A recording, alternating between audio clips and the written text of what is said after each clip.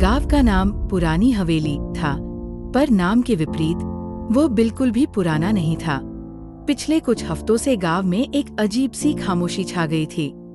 सूरज ढलते ही सड़कें वीरान हो जाती, घरों से कोई आवाज नहीं आती, बच्चों की हंसी बंद हो गई थी और मंदिरों से घंटियों की आवाज आनी बंद हो गई थी। गांव के लोग, जो कभी मिलनसार थे, अब एक दूसरे से आंखें चुराते। अफवाहें थी कि गांव के बाहर पुराने बरगद के पेड़ के पास कुछ अजीबोगरीब साया दिखता है। किसी ने उसे देखा नहीं था, पर डर हर चेहरे पर साफ था। एक रात एक चरवाहा अपने जानवरों को लेकर लौटा तो उसने दावा किया कि बरगद के पास से एक मध्यम नीली रोशनी निकली थी। गांव के युवा और जिज्ञासु शोधकर्ता अमित ने इस रहस्य को सुलझाने की ठानी। वह विज्ञान का छात्र था और अंधविश्वासों पर यकीन नहीं करता था। चरवाहे की बात सुनने के बाद वो अगली सुबह बरगद के पेड़ के पास गया। वहां उसे जमीन पर कुछ अजीब निशान दिखे। ये न तो किसी जानवर के थे और न ही किसी इंसान के। वे एक जटिल, घूमते हुए पैटर्न में बने थे, जैसे कोई प्राचीन यंत्र। अमित ने उन निशानों की तस्वीरें ली और गांव के सबसे पुराने और अकेले बचे पुस्तकालय की ओर चल पड़ा, जहां वह अक्सर अपनी दादी के साथ जाता था। पुस्तकालय में अमित को घंटों की तलाश के बाद एक पुरानी, जिल्द वाली किताब मिली। किताब के पन्ने पीले पड़ चुके थे और उन पर अजीब सी, अपरिचित भाषा में कुछ लिखा था। जैसे ही उसने किताब खोली, उसमें से एक मुड़ा हुआ कागज गिरा। वह एक नक्शा था। नक्शे पर वही प्रतीक बना हुआ था जो उसने बरगद के पास देखा था। नक्शे के किनारे पर एक तारीख लिखी थी, आज से 100 साल पहले की। अमित को लगा कि यह कोई संयोग नहीं हो सकता।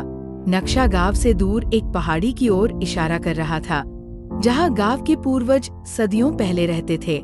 अमित ने अपनी सबसे अच्छी दोस्त नेहा को बुलाया, जो इतिहास की छात्रा थी और प्राचीन भाषाओं को समझने में माहिर थी।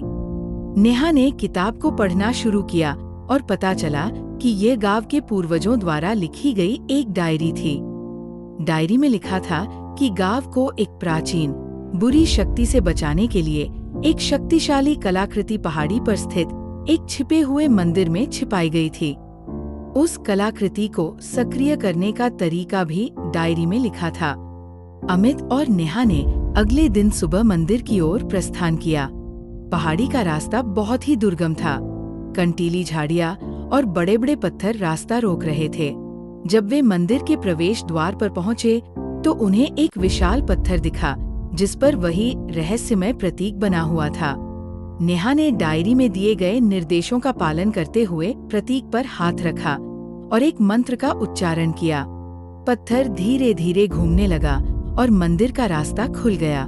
मंदिर के अंदर एक अजीब सी ठंडक थी, मानो समय रुक गया हो। मंदिर के अंदर एक भूल भुलैया थी, जो कई कमरों में बंटी हुई थी। हर कमरे में एक नई पहेली थी, जिन्हें सुलझाए बिना आगे बढ़ना असंभव था।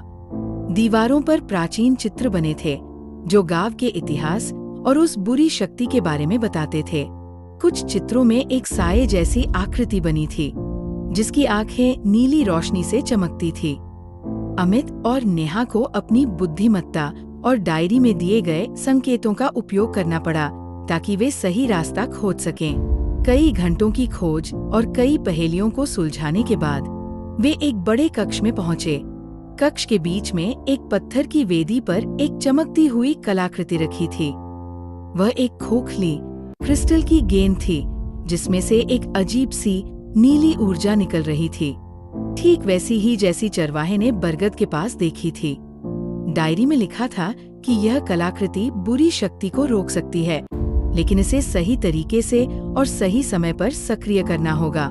जैसे ही नेहा ने क्रिस्टल बॉल को छुआ, उसे एक तेज ऊर्जा का झटका लगा।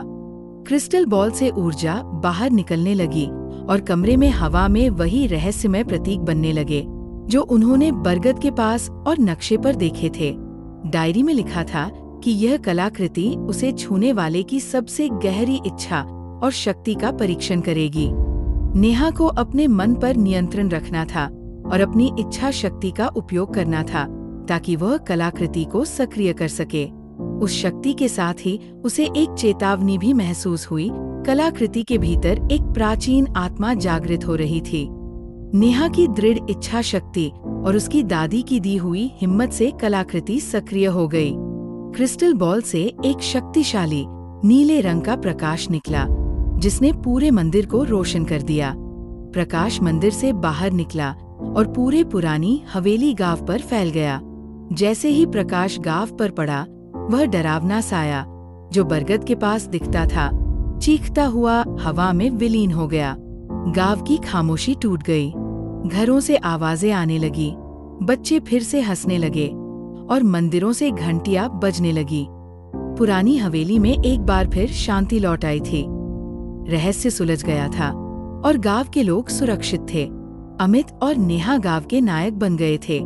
क्रिस्टल बॉल को अब गांव के केंद्र में स्थित एक नए मंदिर में रखा गया था, जो गांव को भविष्य में किसी भी खतरे से बचाने के लिए एक संरक्षक के रूप में काम कर रहा था। गांव वाले अब जानते थे कि उनके पास न केवल एक शक्तिशाली कलाकृति थी, बल्कि एक मजबूत समुदाय भी था, जो किसी भी चुनौती का सामना कर सकता था। पुरानी हवेली, जो कभी खामोशी के डर में जीती थी, अब एक नई सुबह का आनंद ले रही थी, जहां हर कोने में हंसी और उम्मीद गूंज रही थी। ऐसे कहानी के लिए सब्सक्राइब करें, लाइक और शेयर करो। धन्यवाद।